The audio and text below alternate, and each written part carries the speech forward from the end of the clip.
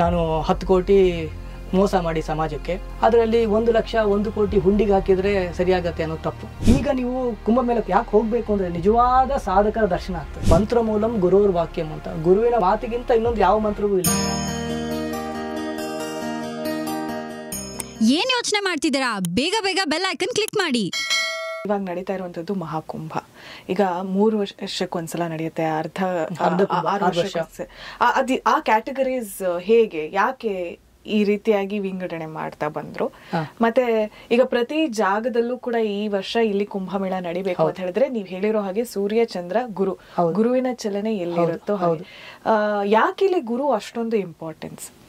ನೋಡಿ, ನಾನು ಮೊದಲೇ ಒಂದು ಡಿಸ್ಕ್ಲೇಮರ್ ಆಗ್ತಾ ಇದ್ದೀನಿ, ನಾನು ಜ್ಯೋತಿಷಿ ಅಲ್ಲ, ದಯವಿಟ್ಟು ಜಾತಕ ಕಳಿಸ್ಬೇಡಿ. ಇಷ್ಟು ಹೇಳಿದ್ರು ಕೂಡ ನಂದು ಇಮೇಲು ಮೆಸೆಂಜರ್ ಅಲ್ಲಿ ಜಾತಕ ಕಳಿಸ್ತಾ ಇರ್ತಾರೆ ಜನ, ಅನ್ಯಾಯವಾಗಿ ನನ್ನ ಜ್ಯೋತಿಷ್ಯ ಮಾಡಿಬಿಡ್ತಾರೆ. ನಾನು ಜ್ಯೋತಿಷ್ಯ ಹೇಳೋದಿಲ್ಲ, ಆದರೂ ಜ್ಯೋತಿಷ್ಯಕ್ಕೆ ಸಂಬಂಧಪಟ್ಟಿದ್ದು ಒಂದು ವಿಷಯ ಹೇಳ್ತೀನಿ. ಎಷ್ಟೇ ಸಮಸ್ಯೆಗಳು, ಗ್ರಹಚಾರ, ಅವು ಸಾಡೆ ಸಾತಿ, ಇಡೀ 9 ಗ್ರಹದಲ್ಲಿ 8 ಗ್ರಹಗಳು ತೊಂದರೆಗಳು ಏನೇನೋ ಹೇಳ್ತಾ ಇರ್ತೀವಲ್ಲ, ಏನು ಹೇಳುತ್ತೆ ಶಾಸ್ತ್ರ ಅಂದ್ರೆ, ನಿನಗೆ ಹಾವು ಕಚ್ಚಿ ಸಾಯಬೇಕು ಅನ್ನುವ ಒಂದು ಕರ್ಮ ಇರ್ತದೆ, ಅನುಭವಿಸ್ಬೇಕು ಅಂತ ಇರ್ತದೆ ಅಂತ ನೋವು. ಗುರು ದೃಷ್ಟಿ ಇದ್ರೆ ಅದು ಇರ್ಬೇಕು ಕಚ್ಚಿ ದೂರ ಆಗುತ್ತೆ ಅಂತ. ಅದು ಗುರುವಿನ ಕೃಪೆಗೆ ಶಕ್ತಿ, ಗುರುವಿನ ಅನುಗ್ರಹಕ್ಕೆ ಇರುವ ಶಕ್ತಿ. ನಮಗೆ ಗುರುವಿಗೆ ಅದಕ್ಕೆ ಹರಿ ಮುಣಿದ್ರೆ ಗುರು ಕಾಯ್ತಾನಂತೆ, ಅದು ಗುರು ಮುಣಿದ್ರೆ ಯಾರು ಕಾಯ್ಲಿಕ್ಕೆ ಜಗತ್ನಲ್ಲಿ? ಗುರುವಿಗೆ ಆ ಸ್ಥಾನ, ಬ್ರಹ್ಮಸ್ಥಾನ, ವಿಷ್ಣು ಮಹೇಶ್ವರ ಸ್ಥಾನವನ್ನ ಕೊಟ್ಬಿಟ್ವಿ ನಾವು. ಮಂತ್ರ ಮೂಲಂ ಗುರೋರ್ ವಾಕ್ಯಂ ಅಂತ, ಗುರುವಿನ ಮಾತಿಗಿಂತ ಇನ್ನೊಂದು ಯಾವ ಮಂತ್ರವೂ ಇಲ್ಲ. ಶರಣಾಗತಿಯಲ್ಲಿ ಅದನ್ನ ಅಂತ ಗುರುವು ಹಾಗೆ ಇರಬೇಕು, ಶಿಷ್ಯನು ನಿಜವಾಗ್ಲೂ ಅಷ್ಟು ಪಕ್ವವಾಗಿರ್ಬೇಕು. ಇವತ್ತು ಎಲ್ಲರನ್ನೂ ಗುರು ಅಂತ ಕರಿತೀವಿ, ನಾ ಅದ್ರ ಬಗ್ಗೆ ಮಾತಾಡ್ತಾ ಇಲ್ಲ. ನಿಜವಾದ ಗುರು ತತ್ವದ ಸಿದ್ಧಿ ಹೊಂದಿದವ, ಅವನ ಕೃಪೆ ಸಾಕಂತೆ. ಹಾಗಿರ್ಬೇಕಾದ್ರೆ ಆ ಗುರುವಿನ ಸಂಚಾರ ವಿಶೇಷವಾಗಿ ಈ ಜಾಗಕ್ಕೆ ಆಗತ್ತೆ. ವಾಟರ್ ಬಾಡಿ ಚಾರ್ಜ್ ಆಗುತ್ತೆ, ಅಂತ ದೊಡ್ಡ ದೊಡ್ಡ ಅಂದ್ರೆ ನಾವು ಮಾಡಿದ ಕರ್ಮದಿಂದ ನಾವು ಎಸ್ಕೇಪ್ ಆಗ್ಲಿಕ್ಕೆ ಆಗಲ್ಲ, ಅದು ತಪ್ಪು. ನಾನು 10 ಕೋಟಿ ಮೋಸ ಮಾಡಿ ಸಮಾಜಕ್ಕೆ, ಅದರಲ್ಲಿ 1 ಲಕ್ಷ 1 ಕೋಟಿ ಹುಂಡಿಗೆ ಹಾಕಿದ್ರೆ ಸರಿಯಾಗತ್ತೆ ಅನ್ನೋ ತಪ್ಪು. ನಿಜವಾದ ಪರಿಹಾರ ಯಾವುದು ಅಂದ್ರೆ ಪಶ್ಚಾತ್ತಾಪ. ಪಶ್ಚಾತ್ತಾಪ ಅಂದ್ರೆ ಏನು? ಗೊತ್ತಿಲ್ಲದೆ ಮಾಡ್ಬಿಟ್ಟೆ ಅಂತ ತಪ್ಪನ್ನು ಒಪ್ಪಿಕೊಂಡು ಇನ್ನು ಮುಂದೆ ಅದನ್ನ ಯಾವತ್ತೂ ಮಾಡಬಾರದು, ಅದು ನಿಜವಾದ ಪರಿಹಾರ. ಹೋಗಿ ದೇವಸ್ಥಾನಕ್ಕೆ ತಾವೇ ತಪ್ಪಾಯ್ತು ಅಂತೇಳಿ ಮತ್ತೆ ಅದೇ ಮಾಡ್ತೀಯ ಅಂತ ಇದ್ರೆ ಅದು ಪರಿಹಾರ ಆಗೋದಿಲ್ಲ. ಆ ರೀತಿಯಾಗಿ ನಮ್ಗೆ ಲೈಫಲ್ಲಿ ತುಂಬಾ ವಿಷಯ ಗೊತ್ತಿರ್ತದೆ, ನಾವು ಮಾಡೋದು ಸರಿ ಇಲ್ಲ, ನನ್ನ ಬೆಳವಣಿಗೆಗೆ ಅದು ಸರಿ ಇಲ್ಲ ಅಂತ ಪ್ರತಿಯೊಬ್ಬರಿಗೂ ಗೊತ್ತಿರ್ತದೆ. ಹೌದಾ? ನಾನು ಮಾಡ್ತೀನಿ, ನೀವು ಮಾಡ್ತೀರಿ, ಎಲ್ರಿಗೂ ಗೊತ್ತಿರ್ತದೆ, ನಮ್ಗೆ ಗೊತ್ತಿರ್ತದೆ ಒಳ್ಳೇದಲ್ಲ ಅಂತ. ಬಟ್ ಕಂಪಲ್ಸಿವ್ನೆಸ್ ಮಾಡದೇ ಇರ್ಲಿಕ್ಕೆ ನಮ್ಮ ಕೈಯಲ್ಲೇ ಆಗೋದಿಲ್ಲ, ಅಡಿಕ್ಟ್ ಆಗಿರ್ತೀವಿ. ಆ ಥರ ಮನಸ್ಥಿತಿ ಇದ್ದವರು ನಮ್ಮ ಬೆಳವಣಿಗೆಗೆ ಹಾನಿಯಾದ ವಿಷಯಗಳನ್ನ ಆ ಜಾಗಕ್ಕೆ ಹೋಗಿ ಸಂಕಲ್ಪ ಮಾಡಿ ನಿಜವಾಗಲೂ ಶರಣಾಗಿ, ಭಗವಂತ ನನಗೆ ಇದನ್ನ ಮಾಡಬಾರದು ಅಂತ ಮನಸ್ಸಿದೆ, ಇನ್ನು ಮುಂದೆ ಈ ಅಭ್ಯಾಸವನ್ನ ನಾನು ಬಿಡ್ತೀನಿ, ಬಿಡಿಸುವ ಜವಾಬ್ದಾರಿ ನಿನ್ನದು ಅಂತ ಅವನ ತಲೆ ಮೇಲೆ ಜವಾಬ್ದಾರಿಯನ್ನು ಹಾಕಿ, ಗುರುವಿನ ಹೆಗಲಿಗೆ ಜವಾಬ್ದಾರಿಯನ್ನು ಹಾಕಿ, ಅಲ್ಲಿ ಸಾಧು ಸಂತರಿಗೆ ನಮಸ್ಕಾರ ಮಾಡಿಕೊಂಡು ಹೊಸ ಬದುಕನ್ನು ಶುರು ಮಾಡಬೇಕು. ಅದು ನಿಜವಾದ ಪರಿಹಾರ. ಅಲ್ಲಿ ಹೋಗಿ ಬಂದು ಅದನ್ನೇ ಮಾಡ್ತೀವಿ ಅಂದ್ರೆ ಅರ್ಥವೇ ಇಲ್ಲ. ಅಂದ್ರೆ ಗುರು ದೃಷ್ಟಿಗೆ ಅಷ್ಟು ಮಹತ್ವ. ಅದು ಗುರು ಚಂದ್ರ ಸೂರ್ಯನಿಗೆ ಸಂಬಂಧಪಟ್ಟ ಹಾಗೆ ಈ ಕ್ಯಾಲ್ಕುಲೇಷನ್ ಇರ್ತದೆ. ಅದಕ್ಕೆ ಅನುಗುಣವಾಗಿ ಈ 4 ಜಾಗಗಳಲ್ಲಿ ಸಾಧಕರು, ಈಗ ನೋಡಿ ನಮ್ಮ ಹತ್ರ ಮೊಬೈಲ್ ಇದೆ, ಇನ್ಸ್ಟಾಗ್ರಾಮು ಎಲ್ಲ ಯೂಸ್ ಮಾಡ್ತೀವಲ್ವ, ಫೇಸ್ಬುಕ್ಕು, ಇನ್ಸ್ಟಾಗ್ರಾಮು ಎಲ್ಲ, ಇಮೇಲು. ಒಂದು ನಾವು ಚಿಕ್ಕವರು ಇರಬೇಕಾದ್ರೆ ಇನ್ಫಾರ್ಮೇಷನ್ ಎಷ್ಟು ಕಷ್ಟ ಆಯಿತು. ನಾನು ಗುರುಕುಲದಿಂದ ಒಂದು ಲೆಟರ್ ಹಾಕಿದರೆ ನನ್ನ ಜೊತೆಗೆ ಪೋಸ್ಟ್ ಮ್ಯಾನ್ ಲೆಟರ್ ಕೊಡ್ತಿದ್ದ. ಲೆಟರ್ ಡೆಲಿವರಿನೇ ಆಗ್ತಿರಲಿಲ್ಲ, ಎಷ್ಟೋ ಲೆಟರ್ಗಳು 3 ತಿಂಗಳು ತಗೊಳ್ತಾ ಇತ್ತು. ಒಂದು ಊರಿಂದ ಇನ್ನೊಂದು ಊರಲ್ಲಿ ಏನಾಗುತ್ತೆ ಅಂತ ಜನ ಗೊತ್ತಾಗ್ತಾ ಇರಲಿಲ್ಲ. ಹೌದಾ? ಇವತ್ತು ನೋಡಿ, ಒಂದು US-ಗಿಂತ ಹೆಚ್ಚಿನ ಪಾಪ್ಯುಲೇಷನ್ ಕುಂಭಮೇಳಕ್ಕೆ ಬಂದು ಹೋಗ್ತಾ ಇದೆ. ಅಂದ್ರೆ ಆ ಕಾಲದಲ್ಲಿ ಬಂದು ಹೋಗ್ತಾ ಇದ್ರು, ನೆಟ್ವರ್ಕ್. ಇವತ್ತು ಅಷ್ಟೇ. ಈಗ ನಾಗಾ ಸಾಧುಗಳೆಲ್ಲ ಅಲ್ಲಿ ಇವಾಗ ಬಂದಿದ್ದಾರಲ್ಲ ಸಾಧುಗಳು, ಏಕೆಂದರೆ ಮಹಾಮಂಡಲೇಶ್ವರ ಅಂತ ಕರಿತೀವಿ, ಯತಿಗಳು ಅಂತ ಕರಿತೀವಿ, ಸನ್ಯಾಸಿಗಳು ಅಂತ ಕರಿತೀವಿ. ಅವರು ಸಮಾಜದ ಬಗ್ಗೆ ಕಾರುಣ್ಯ ಇರೋರು, ಸಮಾಜದ ಒಟ್ಟಿಗೆ ಬದುಕಿಕೊಂಡು ಸಮಾಜವನ್ನು ಮೇಲೆತ್ತಿಕೊಂಡು ತಾಯಿಯಂತೆ. ನಾವು ಪೇಜಾವರ ಸ್ವಾಮಿಗಳನ್ನ, ಶಿವಕುಮಾರ ಸ್ವಾಮಿಗಳನ್ನೆಲ್ಲ ನೋಡಿದೀವಿ ನಾವು. ಅವರು ಮನ್ಸು ಮಾಡಿದ್ರೆ ಸಮಾಜದ ಯಾಕೆ ಬೇಕಿತ್ತು ಸಬರಿ ಅವರಿಗೆ, ಅಲ್ವಾ? ಆದ್ರೆ ತಾಯಿ ಅಂತ ಕರುಣೆ, ಸಮಾಜವನ್ನು ಸಲಹಿ. ಇವತ್ತು ರಾಘವೇಂದ್ರ ಸ್ವಾಮಿ ಬಗ್ಗೆ ಮಾತಾಡ್ತಾ ಇದ್ರು ಇಲ್ಲಿ ಬಂದಾಗ ಕ್ಯಾಮ್ರಾಮನ್ ಅವರು. ಅವ್ರು ಇನ್ನೂ ಇಲ್ಲಿ ಕೂತ್ಕೊಂಡು ಅನುಗ್ರಹ ಮಾಡಬೇಕು ಅಂತ ಏನು ಹಣೆ ಬರ, ಕರುಣೆ, ಕಾರುಣ್ಯ. ಹಾಗೆ ಅಂತಹ ಸಾಧಕರಿಗೆ ಸಮಾಜದಲ್ಲಿ ಆಗುವ ವಿಷಯಗಳು ಗೊತ್ತಾಗ್ತಾ ಇರ್ತದೆ. ಆದ್ರೆ ನಾಗಾ ಸಾಧುಗಳು ಅಂತವ್ರು ಅವ್ರ ಮೊಬೈಲ್ ಯೂಸ್ ಮಾಡಲ್ಲ, ಸಮಾಜದ ಕಾಂಟ್ಯಾಕ್ಟೇ ಇರಲ್ಲ, ಕಂಪ್ಲೀಟ್ ಐಸೋಲೇಟ್, ಏಕಾಂತೆ ಮಟಿಕಾ ಮಧ್ಯೆ ಸ್ಥಾತವ್ಯಂ ಹಠಯೋಗಿನ ಅಂತ ಹಠಯೋಗ ಶಾಸ್ತ್ರ ಹೇಳುತ್ತೆ. ಒಬ್ಬ ಹಠಯೋಗಿ, ಇವತ್ತು ಹಠಯೋಗ ಸೆಂಟರ್ಗಳನ್ನು ನಾವು ಬೆಂಗಳೂರು ಸಿಟಿಯಲ್ಲಿ ಓಪನ್ ಮಾಡಿದ್ದೀವಿ. ಆದರೆ ಹಠಯೋಗದ ಮಠಲಕ್ಷಣ ಅಂತ ಹೇಳ್ತಾರೆ. ಆರ್ಕಿಟೆಕ್ಚರ್ ಹೆಂಗಿರಬೇಕು, ಒಬ್ಬ ಹಠಯೋಗಿ ಹೇಗಿರಬೇಕು ಅಂತ ಹೇಳ್ತಾ ಹಠಯೋಗ ಶಾಸ್ತ್ರ, ಹಠಯೋಗ ಪ್ರದೀಪಿಕ ಉಲ್ಲೇಖ ಮಾಡುತ್ತೆ ತಂತ್ರಶಾಸ್ತ್ರ. ಏಕಾಂತೆ ಮಟಿಕಾ ಮಧ್ಯೆ ಅಂತ, ಒಬ್ಬನೇ ಇರಬೇಕು ಮಠದಲ್ಲಿ. ಅಂಥ ಐಸೋಲೇಟ್ ಆಗಿ ಜನ ಸಂಪರ್ಕವೇ ಇಲ್ಲದೆ ಇರೋ ಜಾಗದಲ್ಲಿ, ಯಾವುದೇ ಗ್ಯಾಜೆಟ್ಸ್ಗಳಿಲ್ಲದೆ, ಪಂಚಾಂಗವೂ ಇಲ್ಲದೆ, ಹಿಮಾಲಯದಲ್ಲಿ ಎಲ್ಲೆಲ್ಲೋ ತಪ್ಪಲಲ್ಲಿರುವ ಸಾಧಕರು ಯಾವುದೇ ಸಲಕರಣೆಗಳ ಸಹಾಯ ಇಲ್ಲದೆ ಈ ಸಮಯವನ್ನು ತಿಳ್ಕೊಳ್ತಾರೆ ಅಂದರೆ ಅರ್ಥ ಮಾಡ್ಕೊಳ್ಳಿ ಅದರ ಮಹತ್ವ ಎಷ್ಟು ಅಂತ. ಈಗ ನೀವು ಕುಂಭಮೇಳಕ್ಕೆ ಯಾಕೆ ಹೋಗಬೇಕು ಅಂದರೆ ನಿಜವಾದ ಸಾಧಕರ ದರ್ಶನ ಆಗ್ತದೆ, ಈ ಸಂಸ್ಕೃತಿಯ ದರ್ಶನ ಆಗ್ತದೆ. ಭಾರತ ದರ್ಶನ ಆಗೋದು ಕುಂಭಮೇಳದಲ್ಲಿ. ಯಾಕೆಂದರೆ ಅಂತಹ ಜಗತ್ತಿಗೆ ಕಾಣಿಸಿಕೊಳ್ಳದ ಸಾಧುಗಳು, ನಾಗಾ ಸಾಧುಗಳು ಇವತ್ತು ಈ ಕುಂಭಮೇಳದ ಅನುಷ್ಠಾನಕ್ಕಾಗಿ ಈ 40-44 ದಿವಸ ಏನಿದೆ ಅನುಷ್ಠಾನಕ್ಕಾಗಿ ಬರ್ತಾರೆ. ಮತ್ತೆ ವಾಪಸ್ ಹೋದ್ರೆ ಕೈ ಸಿಗಲ್ಲ ನೀವು.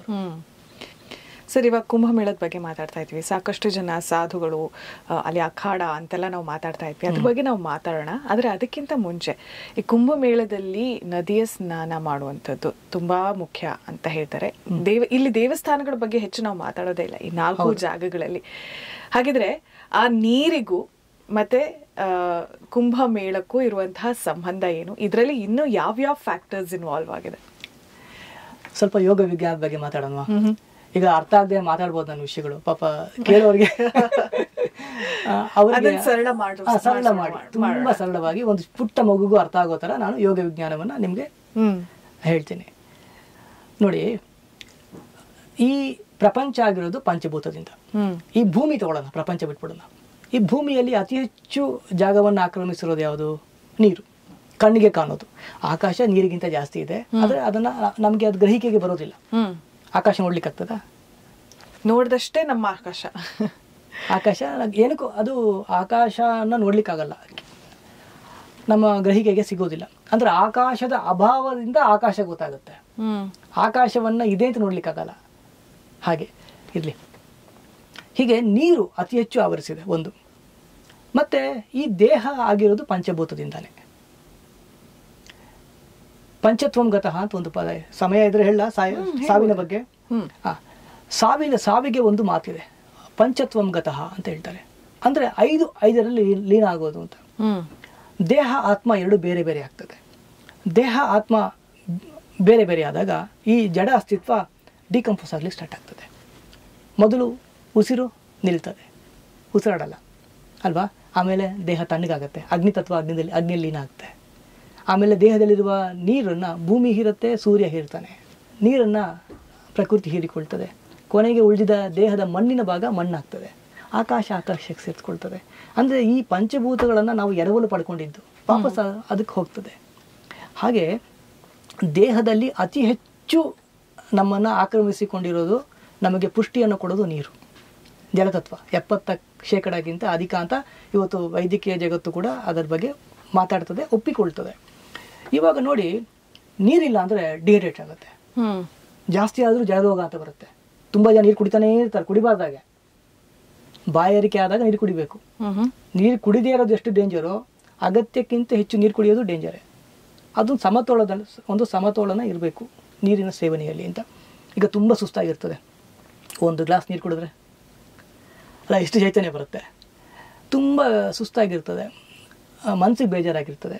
ಸುಮ್ಮನೆ ಕೂತ್ಕೊಂಡು ಆ ನದಿ ಹರಿತಾ ಶಬ್ದ ಕೇಳಿದ್ರೆ ಮನಸ್ಸಿಗೆ ಶಕ್ತಿ ಕೊಡುತ್ತೆ. ನೀರು, ಸಮುದ್ರದ ಶಬ್ದ ಅದು, ನದಿ ಶಂಖದಲ್ಲಿ ಕೇಳಿಸ್ಕೊಳ್ಳೋದು ಅಲ್ಲ, ಒಂಥರ ಮನಸ್ಸಿಗೆ ಚೈತನ್ಯ ಕೊಡುತ್ತೆ. ನೀರಿನ ಶಬ್ದವೇ ಸಾಕು. ಕೆಲವರು ಅದಕ್ಕೆ ಇವಾಗ ಆರ್ಕಿಟೆಕ್ಚರ್ ಡಿಸೈನ್ ಮಾಡ್ಬೇಕಾದ್ರೆ ಕೃತಕವಾಗಿ ನೀರು ಬೀಳೋ ಥರ ಮನೆ ಒಡೆ ಮಾಡ್ಕೊಳ್ತಾರೆ. ಆ ಸಪ್ಪಲ, ಆ ಶಬ್ದ ನಮಗೆ ಚೈತನ್ಯವನ್ನು ಕೊಡುತ್ತೆ ಶಬ್ದದ ಮೂಲಕ. ನೀರನ್ನು ನೋಡಿದ್ರೆ ಖುಷಿ ಆಗ್ತದೆ.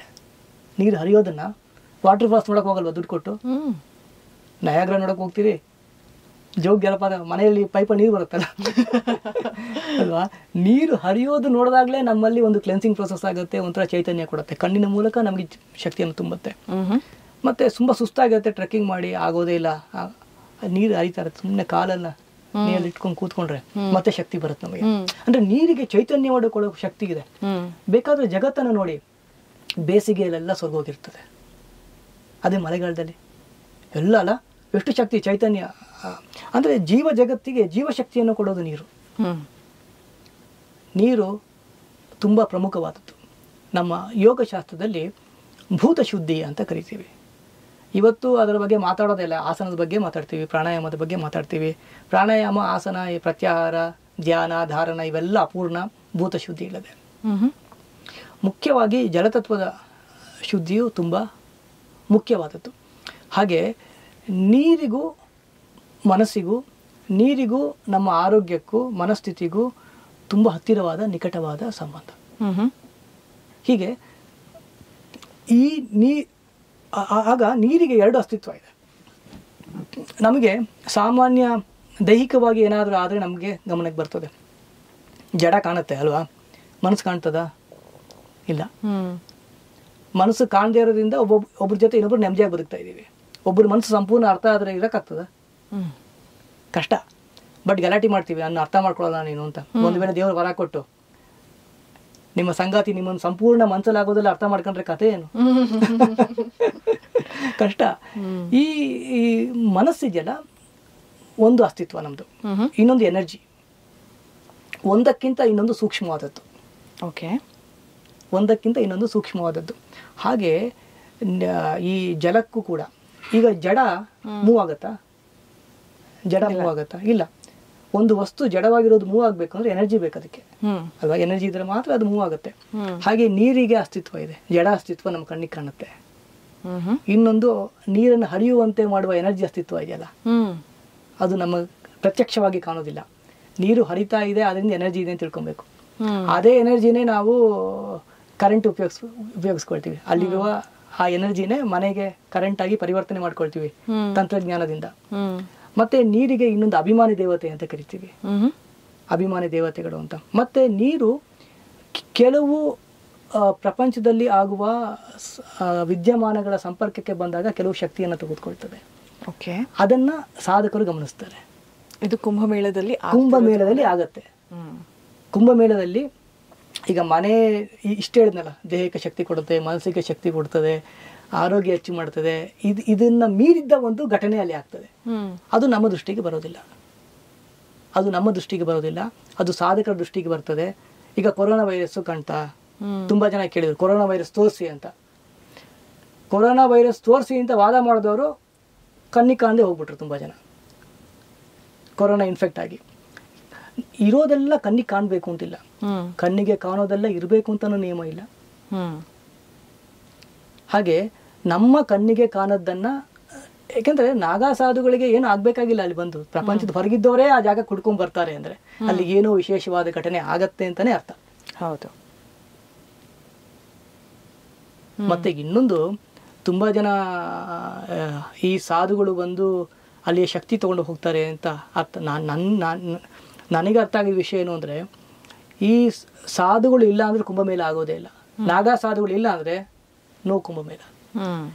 ಯಾಕಂದ್ರೆ ಸಾಮಾನ್ಯ ಜನರು ನಮ್ಮ ಪಾಪವನ್ನ ತೊಳ್ಕೊಳ್ಳಿಕ್ಕೆ ಹೋದ್ರೆ, ಸಾಧುಗಳು ನಾವು ತೊಳ್ಕೊಂಡ್ಬಿಟ್ಟು ಬಂದಿರ್ತೀವ ಪಾಪವನ್ನ, ಅದನ್ನ ಕ್ಲೆನ್ಸ್ ಮಾಡಕ್ಕೆ ನೀರ್ಗಿಳಿತಾರಂತೆ. ಓಹೋ. ತೀರ್ಥಕ್ಷೇತ್ರವನ್ನೇ ಪವಿತ್ರ ಮಾಡುವ ಶಕ್ತಿ ಈ ಸಾಧಕರಿಗಿರ್ತದೆ. ಅಂತಹ ಶಕ್ತಿ ಅವ್ರು ಮಾಡುವಂತಹ ತಪಸ್ಸಿಗಿದೆ ಅಂತ ಹೇಳ್ಬೋದು. ಅವು ತಪಸ್ಸಿಗಿರ್ತದೆ. ಯಾಕೆಂದ್ರೆ ಇದನ್ನೆಲ್ಲ ಮೀರಿದವರು, ಪಾಪ ಪುಣ್ಯ ಆ ಪರಿಧಿಗಳನ್ನ ಮೀರಿದವರು ಇವರಲ್ಲ. ಆ ಡ್ಯುಯಾಲಿಟಿ ಇಲ್ಲ ಇವರಿಗೆ. ಇಂತಹ ಹೆಚ್ಚಿನ ಕಾಂಟೆಂಟ್ಗಳಿಗೆ ಸಬ್ಸ್ಕ್ರೈಬ್ ಆಗಿ radio city Kannada YouTube channel. ಏನ್ ಯೋಚನೆ ಮಾಡ್ತಿದ್ದೀರಾ? ಬೇಗ ಬೇಗ ಬೆಲ್ ಐಕನ್ ಕ್ಲಿಕ್ ಮಾಡಿ.